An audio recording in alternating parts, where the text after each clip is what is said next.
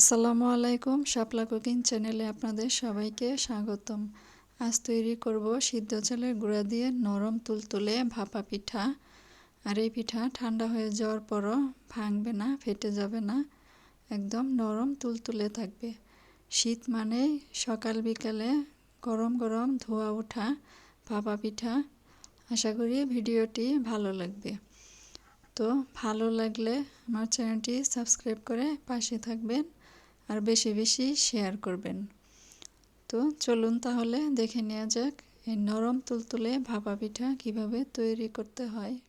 তো ভাপা পিঠার জন্য এখানে আমি 3 কাপ পরিমাণ ভিজা চালের গুঁড়া নিয়ে নিব। আপনারা চাইলে শুকনা চালের গুঁড়া দিয়েও পিঠা তৈরি করতে পারবেন। তো 3 কাপ চালের গুঁড়া নিয়ে নেওয়ার পর এখন আমি স্বাদমতো লবণ নিয়ে নিলাম। এখন লবণ চালের গুঁড়ার সাথে ভালো করে একটু নেড়েচেড়ে মিশিয়ে নিব। তো ভালো করে মিশিয়ে নেওয়ার পর এখানে আমি অল্প অল্প করে পানি দিব আর আলতো করে মেখে নিব। একবারে বেশি পানি দিব না, অল্প অল্প করে পানি নিয়ে তারপরে এভাবে আলতো করে মেখে নিতে হবে। তো দেখতে পাচ্ছেন আমি অল্প অল্প করে পানি নিয়ে মেখে নিচ্ছি। তো মাখাতে মাখাতে দেখবেন চালের গুঁড়াটা ভিজা ভিজা হয়ে যাবে। তো মেখে নেওয়ার পর এভাবে হাতে চালের গুঁড়া নিয়ে মুঠ করে তারপরে দেখবেন যে শক্ত দলার মতো হয়ে থাকবে। চাপ দিলে তারপর ভাঙবে। তখন বুঝতে হবে যে মাখানো ঠিক হয়েছে। ভিজা চালের গুঁড়া পানির পরিমাণ একটু কম লাগে, শুকনা চালের গুঁড়ায় পানির পরিমাণ একটু বেশি লাগে। তো এখন এই চালের গুঁড়া আমি ঢেকে 30 মিনিট রেস্টে রেখে দিব। তো 30 মিনিট পর ঢাকনাটা আমি খুলে নিচ্ছি।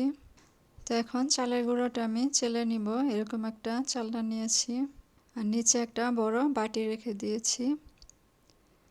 এখন পরিমাণ মতো চালের গুঁড়ো নিয়ে তারপরে আলতো করে হাত দিয়ে এইভাবে নাড়তে থাকবো, তাহলে নিচে চালের গুঁড়াটা জমবে।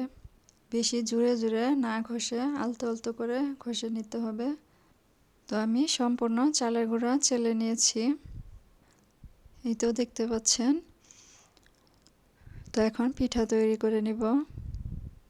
তো এই তো দেখতে পাচ্ছেন। তো এখন আমি পিঠা তৈরি করে নিব। তো পিঠা তৈরি করার আগে একটি হাঁড়িতে আমি পরিমাণ মতো পানি নিয়েছি। দেখতে পাচ্ছেন পানির পরিমাণটা একটু বেশি নিতে হবে, আবার অতিরিক্ত বেশি না, যাতে মাঝামাঝি থাকে পাতিলের। আর এরকম মাটির একটা সাজ নিয়েছি পিঠা ভাপ দেওয়ার জন্য। তো এখন আমি পাতিলের উপর বসিয়ে দিব। তো পাতিলের মুখে বসানোর আগে আটা দিয়ে পাতিলের মুখে একটু গোল করে রাউন্ড করে নেবেন, তারপর ঢাকনাটা বসিয়ে নেবেন, তাহলে আর ভাপ বাইরে বেরিয়ে যেতে পারবে না। তো পিঠা তৈরির জন্য আমি এরকম একটা সাজ নিয়েছি। তো এখন পরিমাণ মতো চালের গুঁড়া নিয়ে নিচ্ছি, নিয়ে এভাবে ছড়িয়ে দিচ্ছি। তো ছড়িয়ে দেওয়ার পর এখন এখানে আমি আখের গুড় নিয়ে নিচ্ছি। আপনারা চাইলে খেজুরের গুড় দিয়েও তৈরি করতে পারেন।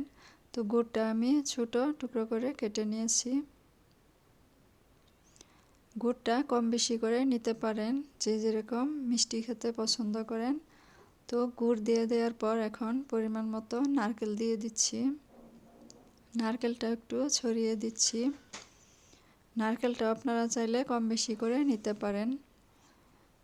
তো এরপর আবারও আমি উপরে চালের গুঁড়া দিয়ে দিচ্ছি। তো চালের গুঁড়া দিয়ে বেশি চাপ দেওয়া যাবে না, আলতো করে উপর থেকে এইভাবে বাড়তি চালের গুঁড়া ফেলে দিতে হবে। তারপর আলতো করে একটু হালকা চাপ দিতে হবে। তো বাড়তি চালের গুঁড়া ফেলে তারপর এভাবে আলতো করে চাপ দিয়ে নিচ্ছি আমি। তো এখন একটা নেট দিয়ে আমি মুড়িয়ে নিচ্ছি, আর নেটটা পানি দিয়ে ভিজিয়ে নিতে হবে, তারপর পানিটা ফেলে দিতে হবে। আপনারা চাইলে পাতলা সুতি কাপড় দিয়েও তৈরি করতে পারেন। তো আমি নেট দিয়ে তৈরি করব। দেখতে পাচ্ছেন পানি ভালোভাবে ফুটে উঠেছে। তো এখন আমি পিঠা এই ভাপের উপর বসিয়ে দিব।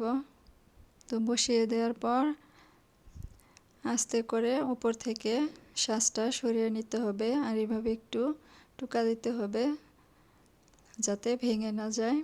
এই তো, তারপর আস্তে করে উঠিয়ে নিতে হবে। এখন নেট দিয়ে ভালো করে ঢেকে দিতে হবে। তো ঢেকে নেওয়ার পর এখন আমি ছোট একটা ঢাকনা দিয়ে ঢেকে দিচ্ছি। 2 থেকে 3 মিনিট অপেক্ষা করলেই পিঠা সিদ্ধ হয়ে যাবে। তো 2-3 মিনিট পর ঢাকনাটা আমি খুলে নিচ্ছি। এখন দেখে নিব পিঠা সিদ্ধ হয়েছে কিনা। তো পিঠা সিদ্ধ হয়েছে কিনা হাত দিয়ে একটু চেক করে নিতে পারেন। যদি দেখেন হাতে চালের গুঁড়া লাগেনি, তখন বুঝতে হবে সিদ্ধ হয়েছে, তখন উঠিয়ে নিতে হবে। তো এখন একটা প্লেটে আমি ঢেলে নিচ্ছি। দেখতে পাচ্ছেন কত সুন্দর পিঠা হয়েছে, একদম নরম তুলতুলে আর ভালোভাবে সিদ্ধ হয়েছে। তো আবারও আমি একইভাবে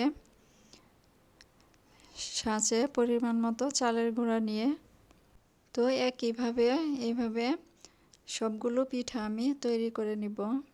আর আমি এখানে সিদ্ধ চালের গুঁড়া ব্যবহার করেছি। সিদ্ধ চালের গুঁড়া দিয়ে কিন্তু ভাপা পিঠা বেশি ভালো হয়। আপনারা চাইলে বাসায় একবার এভাবে ট্রাই করে দেখতে পারেন। তো উপরে আমি একটু নারকেল কোড়া দিয়ে দিলাম, আপনারা চাইলে দিতেও পারেন, না দিলেও হবে। তো আলতো করে চেপে নিয়েছি, তারপর নেট দিয়ে মুড়িয়ে নিচ্ছি। তো এইভাবে করে সবগুলো পিঠা তৈরি করে তারপর আপনাদের দেখাচ্ছি। তো আমার রেসিপিগুলো যদি ভালো লেগে থাকে প্লিজ লাইক, শেয়ার, কমেন্ট করে চ্যানেলটি সাবস্ক্রাইব করে পাশেই থাকবেন। পিঠাগুলো অনেক সুন্দর হয়েছে, একদম নরম তুলতুলে। ঠান্ডা হয়ে যাওয়ার পরও পিঠাগুলো অনেক নরম তুলতুলে হয়েছে। অনেক সময় পিঠা বানাতে গেলে কিছুক্ষণ পর ফেটে যায়, ভেঙে যায়।